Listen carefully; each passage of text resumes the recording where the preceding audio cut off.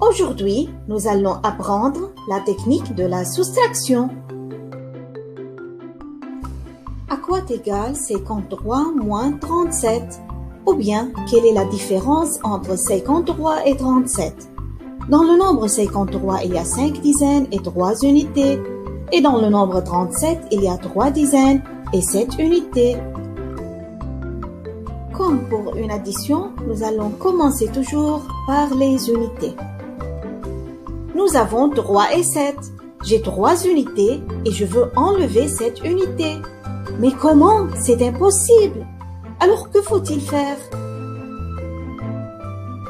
Ah, j'ai trouvé une idée. J'échange une dizaine en 10 unités.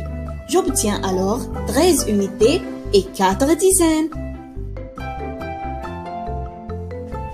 Maintenant, je peux faire 13 moins 7. J'ai 13 unités et je veux enlever 7. 13 moins 7 est égal à 6. Passons alors aux dizaines. J'ai 4 dizaines et je veux enlever 3. 4 moins 3 égale 1. Donc, 53 moins 37 égale 16.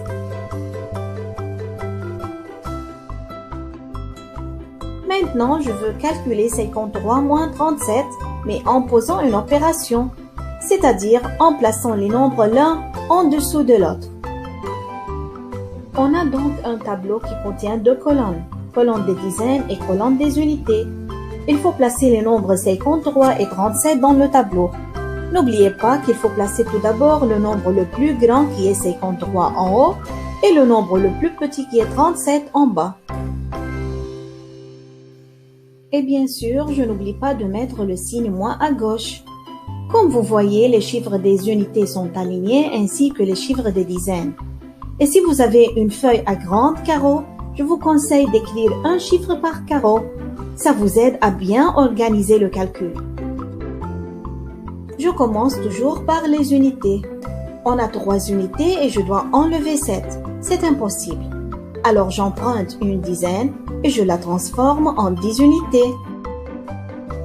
Donc, je barre 5 et j'écris 4. Et je mets 1 à côté du nombre 3. Ça fait 13 unités. Maintenant, je calcule 13 moins 7. Après 7, 8, 9, 10, 11, 12, 13. C'est 6 unités. 4 dizaines moins 3 dizaines égale 1 dizaine. Donc 53 moins 37 égale 16.